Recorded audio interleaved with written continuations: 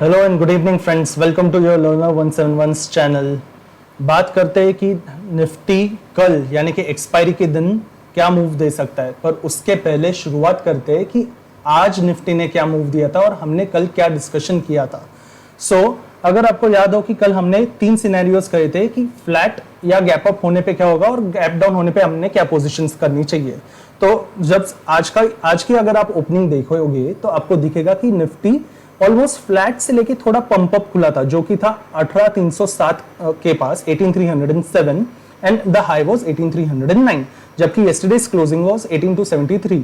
तो मैंने कहा था कि अगर निफ्टी 18300 से लेके 18350 की रेंज में खुले, so this is a nice opportunity for shorting at least for 100 points, and you may notice that from 18309 it went all the way closer towards 18200, and this was a good point to book out the shorts, which I also did. And even though the fall came all the way down towards 18100, in today's move it has given a downfall of somewhere closer to 200 points. I guess it is somewhere at 170 or 180 points, but closer to 200 points is what I believe.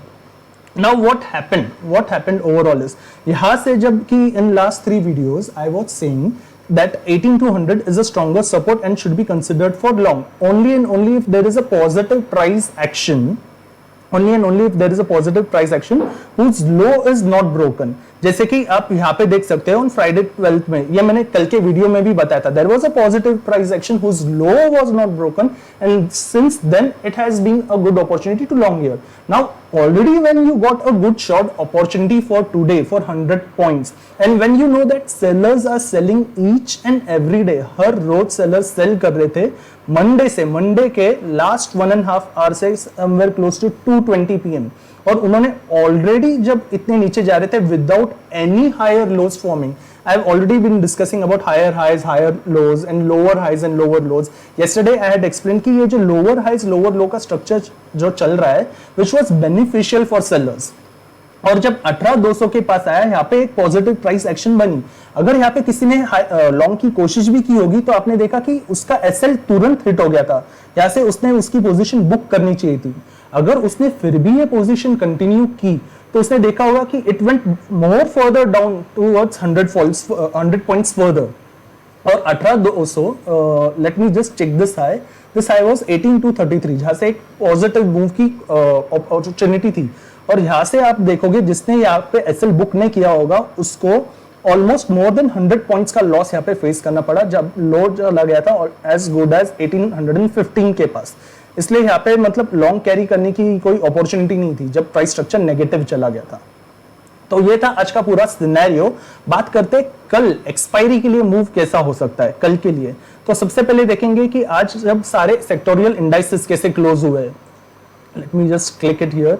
So almost each and every sectorial indices has closed negative, but another thing to add here is India, which has also closed negative, which shows that there is still not that big fear and people are still considering or might be looking for long opportunities, because VIX has closed negative and it is at 13.10. If we would notice 7 wonders of Nifty, IT Twins, HDFC Twins, ICICI Kotak, Reliance, almost everyone closed negative. So अब क्या, इसके आगे क्या? अगर आप देखो जब भी एक अच्छा खासा अपमूव आया है, the reason I show multi frame candles is in order to understand how the rest of the structures are happening in Nifty. अगर आप देखो जब भी एक अच्छा खासा अप ट्रेंड आया है और वो अच्छे खासे अप ट्रेंड के साथ अगर 2 नेगेटिव कैंडल्स बने, it has continued the flow of down trend. वापस अप ट्रेंड आया है यहाँ से, and whenever 2 negative candles came it continued the down trend. वापस एक अच्छा खासा अप ट्रेंड आया, 2 नेगेटिव कैंडल्स आए, it continued the down trend. वापस एक अच्छा खासा अप ट्रेंड आया, सेम थिंग हैपेंड। यहाँ पे भी अगर आप देखो an up trend came, it broke that 17800 का stronger resistance, and again a retracement came which took it down. Of course this was an uptrending channel, of course it is, but still when it broke that 17800 for the very first time, 2 red came and again it showed a selling and then it again went up. अभी यहाँ से एक अच्छा खासा up move आया है and it has again given back to back 2 reds. One important thing to highlight in this 2 reds is first of all ये जो upward trending green line है जो मैंने बताई थी, इसकी जो सबसे पहले ये रेड बेरिश मारुबोजू कैंडल है 16th में की, इसकी क्लोजिंग और पूरी तरह से अपवर्ड ट्रेंडिंग चैनल के नीचे है। इतना ही नहीं, उसको फॉलो अप एक नेक्स्ट कैंडल ने दिया है, और ये नेक्स्ट कैंडल की क्लोजिंग भी जो 18,200 का स्ट्रॉन्गेस्ट सपोर्ट था उसके नीचे चली गई है।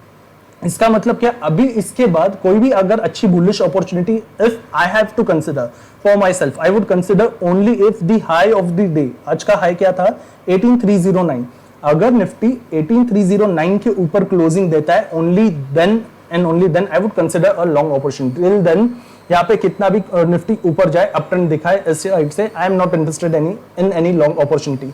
रही बात अभी शॉर्टिंग अपॉर्चुनिटी की, तो जैसे मैं वापस से इस पॉइंट पे आना चाहूंगा कि जब से निफ्टी डाउन ट्रेंड में है, वो लोअर हाइज और लोअर लोज बना रहा है, मतलब सिंस मंडेज 15th में 2:20 PM, and finally it has shown an 100 point pumps almost after Monday, Tuesday and Wednesday. आज के लास्ट हाफ आवर में, आज के लास्ट ये कब से, अगर if you want to consider 2 PM से लास्ट 1.5 आवर में निफ्टी ने एक अप ट्रेंड का मूव दिखाया है।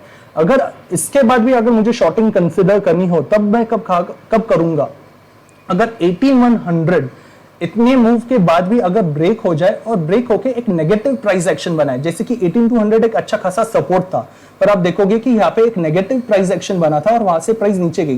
कोई भी नई कैंडल ने इसके ऊपर का जो ये लोअर हाई का पंप है, इस पंप को नहीं तोड़ा और यहाँ से नीचे चला गया।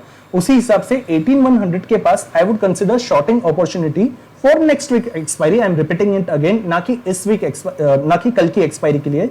अगर 1800 के पास इसके आसपास कोई एक नेगेटिव कैंडल बने ऐसे ही 5 मिनट्स के जोन पे, और वो नेगेटिव कैंडल का जो भी high, I would consider it as sell, और उसके बाद यहाँ से I would consider an opportunity only for 100 points, that is somewhere close to 18,000, because 18,000 is another psychological strong support, and on that strong support there may be another new price action.